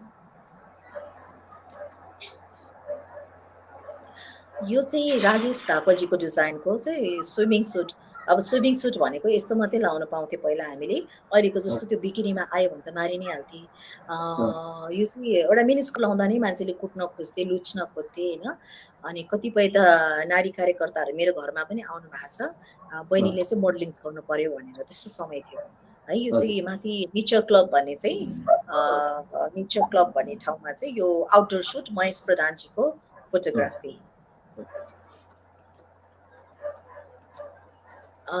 यो फोटो चाहिँ मेरो भर्खर मलाई मोडलिङको भूत किराले काटिरहेको बेलामा मेरो हामी सेकेन्ड ब्याचको स्टुडेन्ट मेरो साथीहरू डेजी, म, विनय श्रेष्ठ पछि एक्टर पनि बन्नुभयो है। म र डेजीको बिचमा बसिरहनु भएको छ किशोर, मनिष र अविनाश।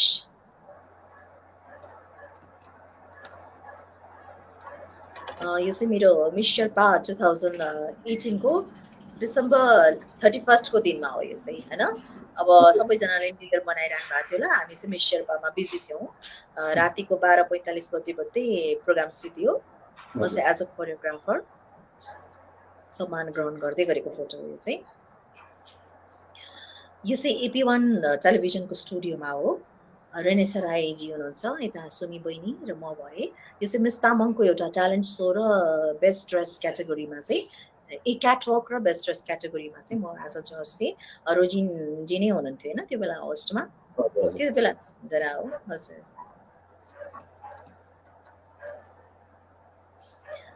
यो चाहिँ म्युजिक भिडियो सुटिङ मेरो दिजु पवित्र सुब्बा सिङ्गर होइन, अनि हाम्रो मुकेश भाइ क्यामराम्यान, हाम्रो फेभरेट क्यामराम्यान भाइ हुनुहुन्छ। यो गोदावरीमा सुटिङ म प्राय दिदीको गीतहरू मैले गरिरहेको हुन्छु, अझै पनि हामीले गरि नै रहेछौँ। 2-3वटा आइ पनि रहेछ लेटली, फेरि आउँदैछ। त्यो सुटिङको बेलाको आउटडोर सुट गोदावरी।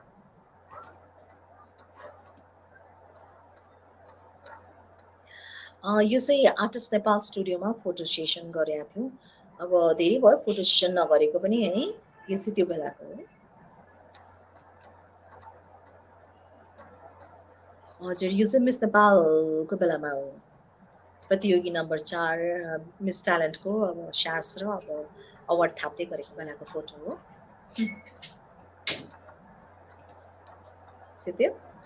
हजुर, मिडिया र मोडलिङ क्षेत्रको सक्रियताले पक्कै पनि तपाईँलाई नाम, दाम र काम निरन्तर रूपमा दिइरहेको छ। सो नाम, दाम र काम यो तिनटामा सन्तुष्टि जति भए पनि पुग्दैन, त्यो आफ्नोमा छँदैछ। तर सन्तुष्टिको हिसाबले नाम, दाम र काम केले बढी दिएको जस्तो लाग्छ?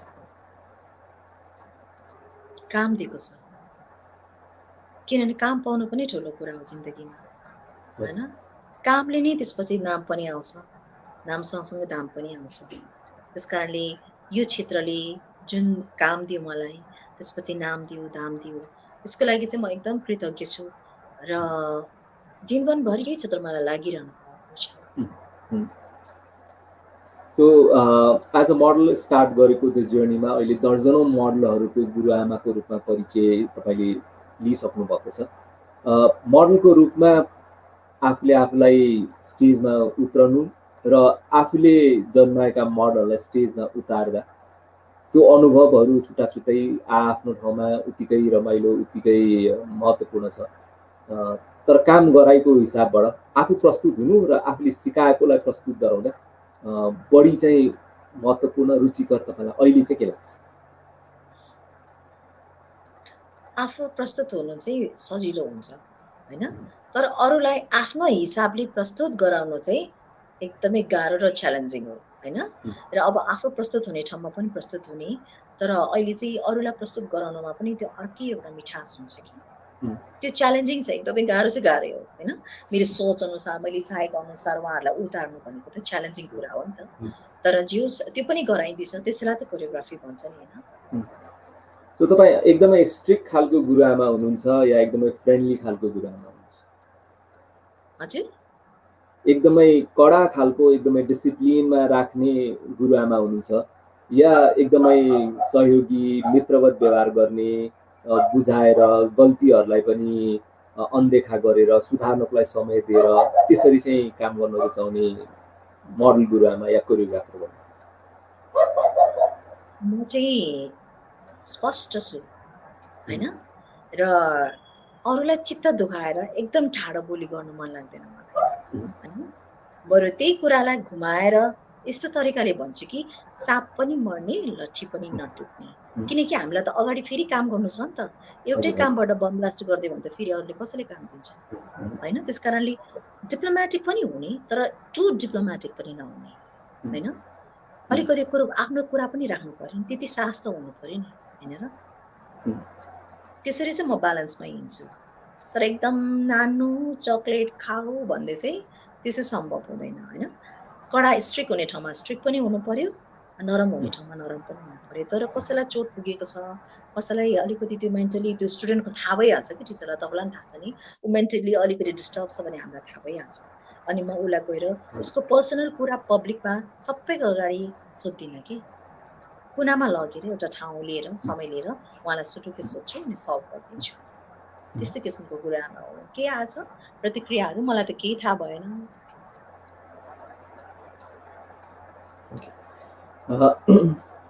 मोडलको रूपमा आफूले जसरी स्टार्ट गर्नुभयो त्यतिखेर एउटा उद्देश्य थियो, एउटा सिरियसनेस थियो र त्यो पाटोबाट तपाईँ र तपाईँसँगै स्टार्ट गर्नेहरूमा जुन देखिया थियो त्यतिखेर, अहिले पनि तपाईँले त्यस्तै खालको सिरियसनेस, त्यो गम्भीरता र यसलाई करियरको रूपमा अगाडि ल्याउँछु, एकदमै म लागिरहन्छु भनेर आउनेहरू देख्नु भएको छ या एउटा समयको लागि टाइम पासको रूपमा, हबीको रूपमा ट्राई गरौँ न भन्ने आउनेहरू बढी देख्नु भएको छ अहिले चाहिँ? सबैलाई एकै ठाउँमा राख्न मिल्दैन। धेरै चाहिँ टाइम पासको रूपमा र मोडलिङ क्षेत्रलाई चाहिँ एउटा सिडीको रूपमा प्रयोग गर्नेहरू धेरै हुनुहुन्छ होइन। मोडल बनेपछि अब एरोस्टेस हुन सजिलो, मोडल बनेपछि मिस नेपालमा जान सजिलो, मोडल बनेपछि म्युजिक भिडियो पाउन सजिलो, मोडल बनेपछि एउटा फिल्म एक्ट्रेस बन्न सजिलो। त्यो हिसाबले पनि धेरै चाहिँ आउनु देख्छु होइन। त्यो उहाँहरूको आफ्नो चोइस हो, मैले के भन्न मिल्दैन होइन। तर यो क्षेत्रलाई पनि सम्मानित गर्ने मान्छेहरू पनि हुनुहुन्छ, यही क्षेत्रमा लागेर यही क्षेत्रमा गर्छु भन्नेहरू पनि हुनुहुन्छ होइन। तर त्यसको चाहिँ ब्यालेन्स हुनु पर्यो कि। अहिले चाहिँ धेरै सिडीको रूपमा प्रयोग गर्नेहरू मात्र देख्दाखेरि चाहिँ मलाई चित्त साह्रै दुःख पर्छ। 25 वर्षको यो यात्रामा नेपालको फेसन र मोडलिङ क्षेत्र जसरी अगाडि बढ्नुपर्ने थियो, राम्रो हुँदै स्तरीय हुँदै अझ व्यावसायिक हुँदै त्यसरी गएको जस्तो अनुभव हुन्छ या हुँदैन? साँच्चै नै भन्नुपर्दा रोजिन दुःखको कुरा यही छ कि जति हुनुपर्ने थियो त्यो भएन है। हाम्रो समयमा चाहिँ बुम चाहिँ भयो जब तपाईँको अब सुरुको फेजको डली गुरुङजीहरूले, रचना म्यामहरूले लिएर जानुभयो, उहाँहरूको टाइममा त फेसन सो नै हुँदैन थियो नि त्यति होइन। तर पछि बिचमा आएर चाहिँ कस्तो भयो भने 94 देखि अलिकति बुम हुँदै गयो। 96 मा हो सबैभन्दा बढी, 96 97 मा हो नेपाली फेसन इन्डस्ट्री मोडल्सहरूको चाहिँ एकदमै राम्रो भएको चाहिँ होइन। त्यसपछि चाहिँ अहिले आएर चाहिँ रोकिएको जस्तो लाग्छ कि, भए पनि कहाँ हुन्छ, के हुन्छ, कस्तो तरिकाले हुन्छ होइन, जानकारी नहुने, त्यति पब्लिसिटी पनि हुँदैन होइन। त्यो के हो अझै झन् पछाडि पो गएको हो कि जस्तो लाग्दछ क्या मलाई। हुनु त भइ नै रहेछ, फेसन इन्डस्ट्रीहरू भइरहेछ, अब स्कुलहरू छ होइन, सबै फेसनको बारेमा पढ्न पाइन्छ, डिजाइनरको बारेमा डिजाइनिङ पढ्नको लागि पनि पहिला त विदेश जानुपर्ने थियो, अहिले त्यस्तो छैन, नेपालमा पनि छ। त्यो चाहिँ राम्रो भएको छ। तर एज अ मोडल चाहिँ के भयो भने अब बढी चाहिँ अब शौकिन मोडल्सहरू हावी भइदियो कि प्रोफेसनलहरूमा। जस्तै अब मेरो राम्री बहिनी छ नि, मेरै घरमै छँदैछ नि मोडल त होइन। कसैले आफ्नो श्रीमती, ओके मेरो श्रीमती नै राम्री छ नि अरूलाई किन खेलाउने होइन। त्यो गर्दाखेरि चाहिँ प्रोफेसनल मोडल्सहरूको त काम त छिर्यो नि त। त्यो गर्दा गर्दै अहिले त्यो यति प्रगति भइसक्यो कि अब त जसले जे गरे पनि हुने भइसक्यो होइन। तर यति हो कि उहाँले पनि सोच्नुहोस् कि पछि गएर चाहिँ यसले के इम्प्याक्ट पर्छ, के असर गर्छ, त्यो पनि सोच्नुपर्ने हुन्छ। र त्यति निराशावादी पनि नभइहाल्नु रोजिन, सबै कुराको एउटा टाइम आउँछ। यो टाइम चाहिँ हाम्रो पनि आउँछ भनेर सोचौँ र गर्नेहरूले गरिरहनु भएको छ, नयाँ फेसन इन्डस्ट्रीमा काम गर्नेहरूले गरिरहनु भएको छ। उहाँहरूलाई चाहिँ अझै मेहनत गर्नुहोस् र यसलाई चाहिँ छोटो बाटो होइन पछिसम्मको लागि पनि तपाईँले सोचिदिनुहोस्। म चाहिँ त्यही भन्न चाहिँ अनुरोध गर्दछु।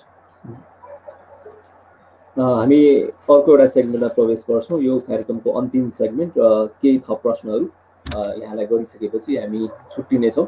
र यो सेगमेन्टमा तपाईँलाई यदि प्रश्नको छ, इफ क्वेसन, यो भविष्यमा भइहाल्यो भने या एउटा भविष्यलाई हेरेर अलिकति फ्यान्टासी खालको क्वेसन्स पनि भन्छौँ र फन सेगमेन्ट पनि भन्न सकिन्छ। कोरियोग्राफरको रूपमा तपाईँले आफ्नो फेसन सोमा चराहरूलाई मोडलको रूपमा उतार्नु पर्यो भने कुन कुन चरा उतार्नुहुन्छ होला? 3वटा चराको नाम। 3वटा? हजुर तीनवटा हजुर, चरा 3वटा चरा। हजुर के पहिले चाहिँ म डाफेलाई उतार्छु, किनभने हाम्रो राष्ट्रिय चरा हो डाफे, अनि इट्स सो ब्युटिफुल। नेपालको प्रकृति, नेपालको सुन्दरता, नेपालको यति राम्रो छ है। म त सोचेरै एकदमै म भाग्यमानी कि म नेपाली हुँ कि, त्यो हिसाबले चाहिँ डाफे। त्यसपछि चाहिँ अर्को चाहिँ हमिङ बर्ड भन्छ नि, हमिङ बर्ड। हजुर हमिङ बर्ड मात्रै संसारमा एउटा यस्तो चरा हो जुन चरा चाहिँ उल्टो पनि त्यति नै स्पिडले उड्न सक्छ जति पनि अगाडि, होइन? त्यसको त्यो खासियतले गर्दा यो हाम्रो औँला बुढी औँलाको यत्रो थम जत्र मात्रै हुन्छ, होइन? त्यस कारणले त्यो चाहिँ किन भन्दाखेरि कुनै पनि सानो चिजलाई हामीले कम आँक्नु हुँदैन। हजुर त्यसको पनि पावर हुन्छ, त्यसको पनि प्रकृतिमा, इकोसिस्टममा, हाम्रो लाइफमा, होइन, एउटा भूमिका हुन्छ। त्यो हिसाबले चाहिँ सानो चिजलाई पनि म ठुलो मानेर हमिङ बर्डलाई रोज्छु। र तेस्रोमा चाहिँ परेवा, किनभने परेवा शान्तिको प्रतीक हो, होइन? परेवा देख्दा अझै पनि हामीलाई सेतो परेवा देख्दा कस्तो मन हुन्छ नि, खुसी हुन्छ नि त, मन शान्त। त्यही भएर म यी 3टा चराहरूलाई रोज्न चाहन्छु। मेरो कस्तो रह्यो त उत्तर?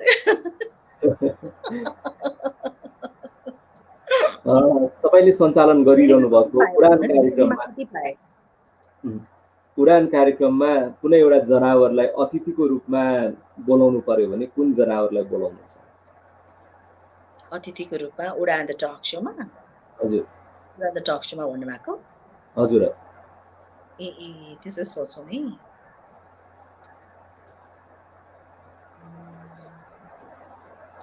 अहिले एकदमै लोप हुँदै गरेको जनावरलाई बोलाउन चाहन्छु। धेरै लोप हुँदै गरेका छन् जनावरहरू, जसमध्ये नेपालको चाहिँ बाघ पनि हो कि, होइन? बाघ भनेको माता दुर्गाको वाहन पनि हो, होइन? र बाघ भनेको साहसको प्रतीक पनि हो, होइन? तर कस्तो भने बिचरा हराइसक्यो कि, त्यही भएर उसको दुःख, उसको पीडा बुझ्नलाई सायद म बाघलाई बोलाउन चाहन्छु, किनभने साहसको प्रतीक पनि हो। र म चाहिँ के विश्वास गर्छु भने मान्छेले चाहे सानो होस् या ठुलो, धनी या गरिब, केही मतलब हुँदैन। सबैको टाइम आउँछ, सबै जानुपर्छ रोजिन। सबैले झोला बोकेर जान पाउँदैन, यत्तिकै जाने हो, जसरी आयो त्यसरी। तर जिन्दगी एउटा ईश्वरले दिइसकेपछि, यो मान्छेको चोला हामीले पाइसकेपछि साहसको साथमा बाँच्न सक्नुपर्छ। अन्याय धेरै सहनु हुँदैन। अन्याय धेरै सहयो भने नि पाप हुन्छ। सबैभन्दा ठुलो पाप भनेको आफ्नै आत्माको पाप लाग्छ, है? त्यस कारणले अन्याय धेरै नसहने म दिदीबहिनीहरूलाई विशेष अनुरोध गर्न चाहन्छु।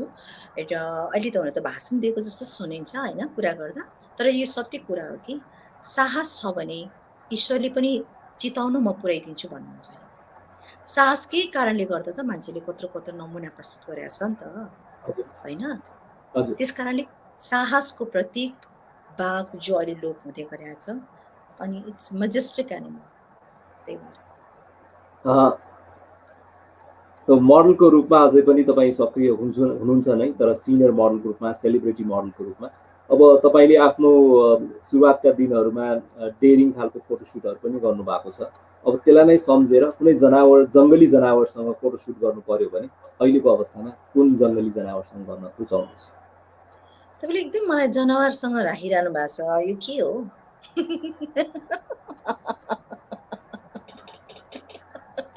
प्रत्येक 25 वर्षको यात्रामा जुन साहस र आत्मविश्वास देखाएर निरन्तर रूपमा लागिरहनु भएको छ, सायद त्यो साहससँग जोडिएको कारणले पनि संयोगवश यो जनावरको प्रश्नहरू आइरहेको होला। ओके, फेसन सो गर्नु पर्यो, यो फेसन सो गर्नु पर्यो भने भन्नुभएको, होइन? मोडलको रूपमा फोटोसुट गर्नु पर्यो। मयूर, पिकक, बिकज इट्स ब्युटिफुल, होइन तर मयुरको पनि एउटा के रहेछ थाहा छ बाहिरबाट हेर्दा मयुर एकदम राम्रो छ हाम्रो अब इकोसिस्टममा मयुरको पनि एकदम ठुलो भ्याल्यु छ त्यो त छँदैछ तर मयुरको खुट्टा हुन्छ नि जुन चाहिँ हजुर खुट्टा एकदम नराम्रो हुन्छ अरे कि त्यो भएर मयुर आफ्नो खुट्टालाई हेरेर रुन्छ अरे कि नाच्छ नाच्छ नाच्छ अरे एकदम ब्युटिफुल सबैले खुट्टा हेरेपछि मेरो खुट्टा कति नराम्रो भनेर रुन्छ अरे त्यस कारणले भगवान्ले सबैलाई सबै थोक दिएको हुँदैन मयुरलाई सुन्दरता दियो रूप बाहिर तर खुट्टाको रूप दियो कि त्यही भएर हामी सबैको पनि सुन्दर पक्ष पनि हुन्छ एउटा कुरूप पक्ष पनि हुन्छ हामी भित्र मानव पनि हुन्छ दानव पनि हुन्छ होइन त्यही भएर मै हुँ भनेर चाहिँ मेरै के भन्छ गुरुको 12 टका भन्नु चाहिँ मान्छेलाई सुहाउँदैन यदि अहिलेको उमेरभन्दा 15 वर्ष कान्छी हुनुभयो भने के गर्नुहुन्छ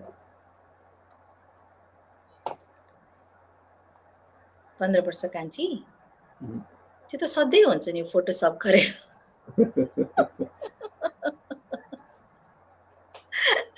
एप्सहरूले अहिले तपाईँको 20 वर्ष 25 वर्ष सानो पारिदिन्छ है तर जे होस् अब त्यो एउटा अवसर हो एउटा अपर्च्युनिटी हो होइन र म 15 वर्ष कान्छी भयो भने म एकचोटि फेरि धरानको जीवन जिउन चाहन्छु बिन्दास जीवन होइन किनभने मलाई हुन त पछुतो चाहिँ छैन है रोजिन पछाडि फर्केर हेर्दा मैले यस्तो किन गरिनँ त्यस्तो किन गरिनँ छैन किनकि म भाग्यमानी केटी हो मैले तर पनि एकचोटि त्यो टिनेजको यात्रा जुन चाहिँ थियो नि होइन त्यो यात्रा चाहिँ कस्तो रमाइलो थियो कि त्यो भएर त्यो चाहिँ गर्दै भन्ने मात्रै हो हजुर यदि फुल भएर फुल्नु परेमा कुन विश्व चर्चित व्यक्तिको बगैँचामा फुल्न रुचाउनुहुन्छ विश्व चर्चित व्यक्तित्वको बगैँचामा हजुर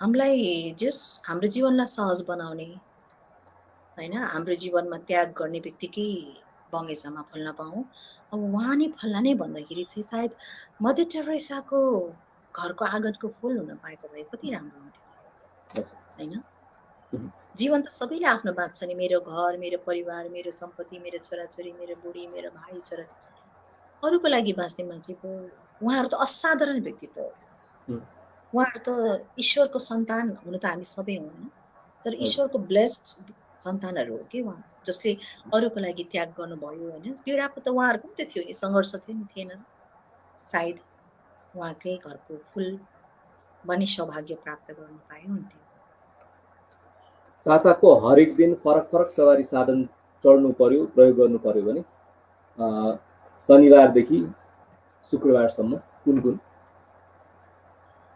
मलाई त त्यस्तो आउँदैन त्यस्तो यस्तो चाहिँ के हुन्छ नि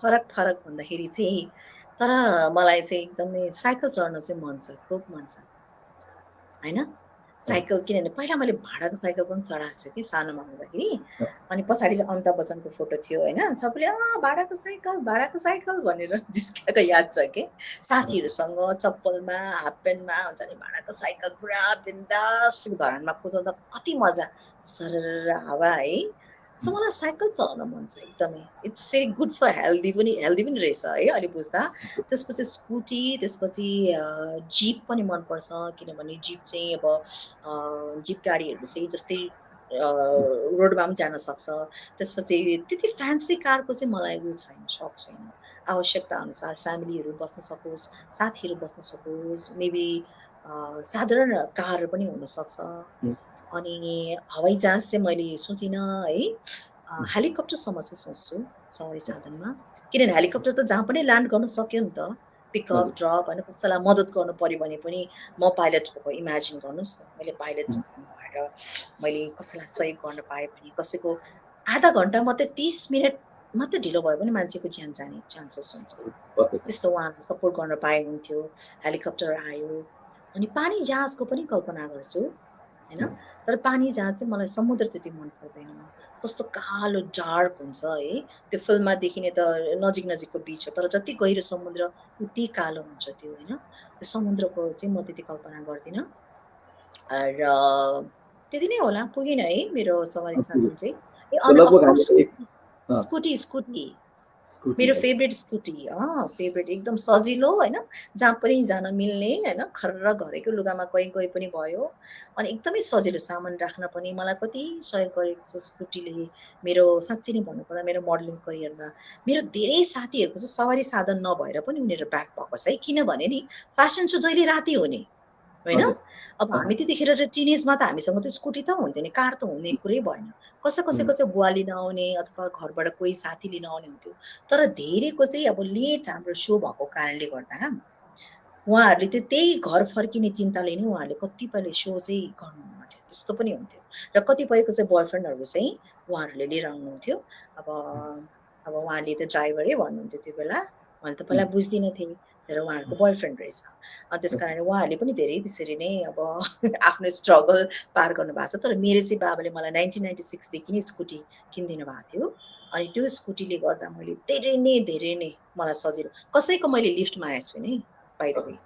कसैलाई मैले राति अँध्यारोमा नचिनेको अपरिचित व्यक्तिसँग लिफ्ट माग्नु परेको छैन, बरु मैले पुर्याइदिएको छु। त्यो चाहिँ एउटा मेरो एकदमै प्लस पोइन्ट भयो। मेरो फेभरेट त स्कुटर नै। अबको योजना के छ?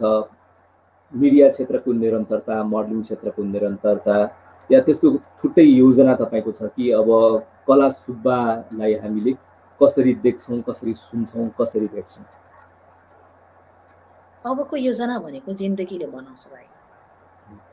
मैले योजना बनाइसकेँ र मैले एउटा के चाहिँ अब योजना बनाएको छु भने कुनै योजना नबनाउने। जिन्दगी नै आफै योजनाबद्ध रूपमा हिसाबले चल्ने रहेछ। आखिर जति प्रेम त्यही हो। तर केही योजनाहरू त छ, जस्तै अब मेबी फिल्म इन्डस्ट्रीमै फिल्म मेकिङ पो गर्ने हो कि, म्युजिक भिडियो डिरेक्टर एक्टिभ रूपमा लाग्ने हो कि, आफ्नै अब प्रोडक्सनको कामहरू गर्ने होइन, जस्तै टिभीमा आउने त्यस्तै कुराहरू छ। तर सकभर चाहिँ ठोस त्यस्तो योजना चाहिँ नबनाउने योजना बनाएको छु। जिन्दगी आफैले जुन धारमा लान्छ म त्यही धारमा जानलाई एकदम रेडी। अब चाहिँ मसँग हात हतियार छ क्या रोशन। त्यो दुःख पाइसक्यो नि त धेरै। पहिला थिएन। पहिला युद्ध भूमिमा गइयो, निहत्था गइयो।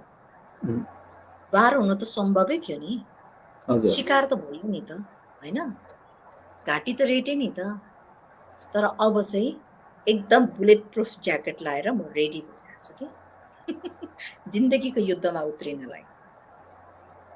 त्यो अहिले हामीले 1 घण्टा 11 मिनट चान्चुन कुरा गरिसकेका छौँ। यो कुराकानीको निरन्तरतालाई हामी तोड्न त चाहँदैनौँ, तथापि समय र समय स्थिति र समयलाई पनि हामीले ध्यानमा राख्नुपर्ने र हामीले हाम्रो दर्शक र श्रोताहरूको मनस्थितिलाई पनि बुझ्नुपर्ने। र जति राम्रा कुराहरू लामो समयसम्म भनिरहँदा त्यो राम्रो कुराहरूको असर सायद कम हुन्छ। यो स्वाभाविक रूपमा हरेक व्यक्तिलाई लागु हुन्छ। हामी थोरै कुराकानी गरेर तपाईँबाट हामी छुट्टिन्छौँ। अहिलेसम्म कुराकानी गरिरहँदाखेरि मैले तपाईँलाई प्रश्न गरेको, तपाईँले मलाई उत्तर दिएको भन्दा पनि मैले व्यक्तिगत रूपमा मैले तपाईँबाट धेरै कुराहरू सिकिरहेको, एउटा क्लास चलिरहेको छ। त्यो क्लासबाट मैले लेसन लिइरहेको छु। र एउटा परिस्थिति, एउटा अवस्थामा तपाईँ सिनियर हुनु सँगसँगै मेरो गुरुआमा पनि हुनुहुन्छ। र त्यो अवस्थामा अहिले आएर तपाईँसँग इन्टरभ्यू लिँदा त्यो क्लासेसहरू फेरि पनि मैले रिज्युम गरेको, रिकल गरेको महसुस भइरहेछ। मैले प्रश्न सोधेर तपाईँले उत्तर नभनिकन मसँग तपाईँले बसेर क्लास लिइरहनु भएको छ। 1-to-1 क्लास भइरहेको जस्तो मलाई अनुभव भइरहेछ अहिले। र हाम्रो दर्शकहरूले पनि धेरै कुराहरू तपाईँको त्यो क्षेत्रमा धेरै सम्भावना अझै छ रोजिनको। मेरो पनि छ सम्भावना त गर्नेको लागि सम्भावना हो, नगर्नेको लागि केही पनि छैन। तपाईँसँग आँखा छ तर तपाईँले हेर्नै चाहनुहुन्न, आँखा बन्द गर्नुभयो भने दिनमै पनि अध्ययन हुन्छ हैन। त्यसकारणले पनि आफ्नै हातको कुरा रहेछ। हजुर, थुप्रै प्रश्नहरू मैले तपाईँलाई गरेँ। अब जाँदा जाँदै एउटा प्रश्न बाँकी छ मसँग, र त्यो प्रश्न राख्नुभन्दा अगाडि तपाईँले मलाई कुनै प्रश्न गर्नु पर्यो भने कुन प्रश्न गर्नुहुन्छ? सरी, मैले तपाईँलाई गर्नु पर्यो भने? हजुर, मैले तपाईँलाई गर्नु पर्दा हैन? हजुर।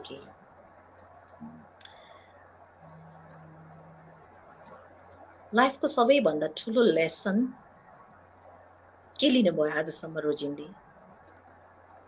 जीवनले मलाई सिकाएको सबभन्दा ठुलो लेसन भनेको कुनै पनि काम अगाडि बढिसकेपछि त्यसमा पछुताउनु हुँदैन। र कहिले पनि फर्केर हेरेर त्यही बिन्दुमा जाने प्रयास गर्नु हुँदैन, अगाडि जानुपर्छ र विकल्प जहिले पनि दिएको हुन्छ र त्यो विकल्पलाई चिन्न जान्नुभयो भने तपाईको अगाडि स्टप भन्ने कहिले पनि हुँदैन भन्ने त्यो चाहिँ मैले सम्म ठुलो लेसन सिकेँ। वाह, ग्रेट एन्सर। 10 मा मैले तपाईलाई 20 दिए। धन्यवाद। जस रमाइलो भयो, रमाइलो। So Hits FM, Channel Nepal, Nepal Television, stage, national, international choreography, मोडलहरुको ट्रेनिङ, ब्युटी पेजेन्टको coach, public speaking, personality development लगायतका धेरै विशेषणहरू तपाईको नाम पछाडि जोडिएको छ र अझै थुप्रै विशेषणहरू जोड्न बाँकी नै छ। म्युजिक भिडियो डाइरेक्टर पनि। अब तपाईले आफ्नो पुस्ताका मोडलहरु पनि देख्नु भएको छ, हाम्रो पुस्ताका मोडलहरु पनि देख्नु भएको छ, हामी पुस्ताका मोडल पछाडिका पुस्ताका मोडलहरु पनि देख्नु भएको छ र सबैजना हामी यहाँ एक ठाउँमै बसेर काम गरिरहेका छौं।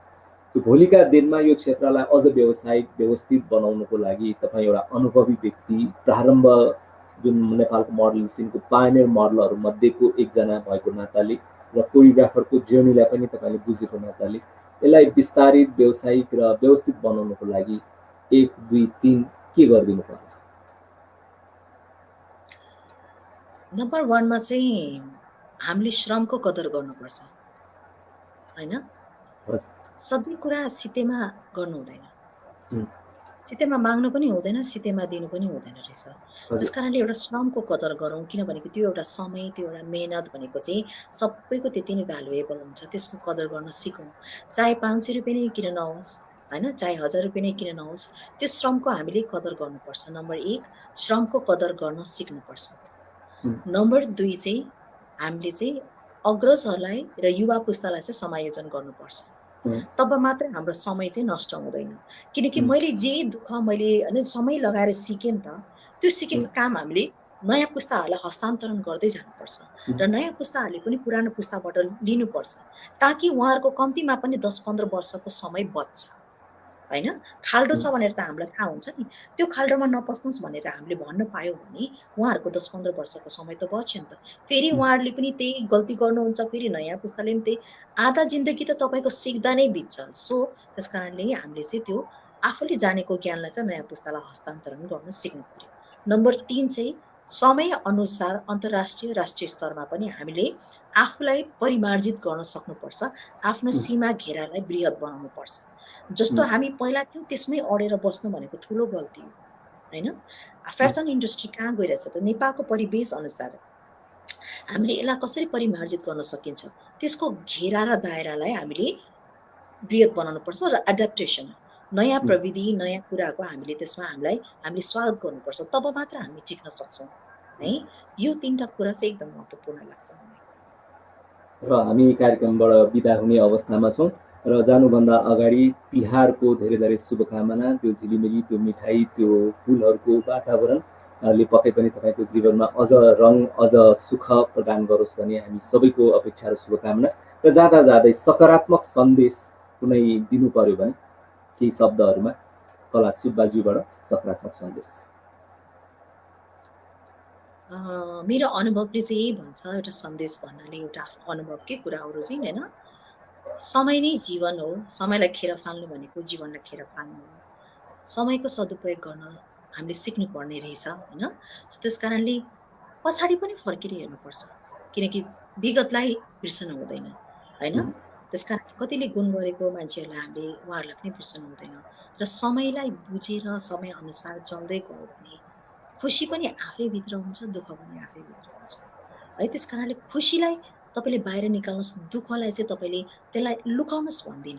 दुःखलाई पनि निकालेर त्यसलाई निष्कर्षमा निकाल्नुस्, किन दुखी भए त म, त्यसलाई मूल्याङ्कन गर्नुस् र चोटबाट पनि मान्छेले शिक्षा पाउने हो नि त, हैन? त्यसकारणले समयलाई एकदमै होसमा राख्दै सबै कुरा फर्केर आउँछ, समय आउँदैन र आमा बुवा र परिवार चाहिँ फर्केर आउँदैन। त्यसकारणले समयको चाहिँ कदर गर्न सिक्नु, जीवनै समयबाट बनेको हुन्छ र मुख्य कुरा चाहिँ समय नै हो, समय खेर नफाल्नुस्।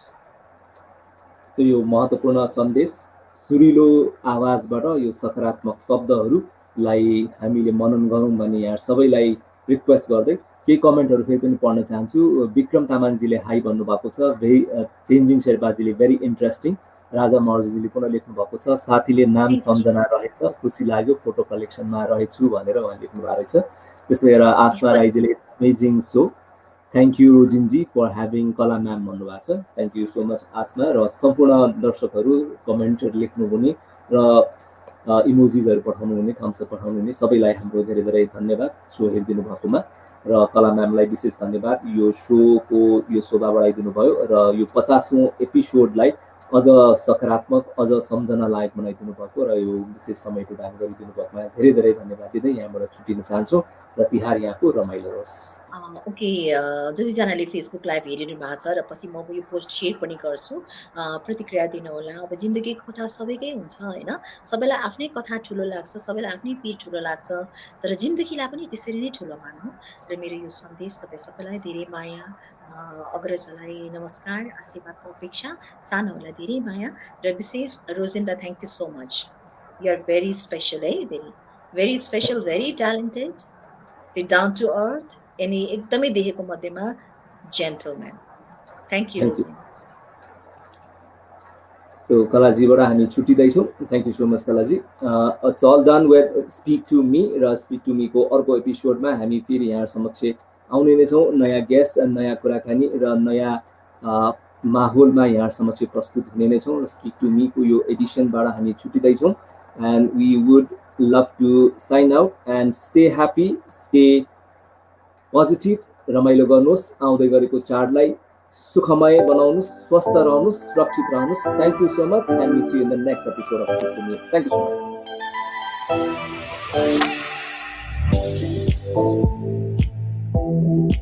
मच।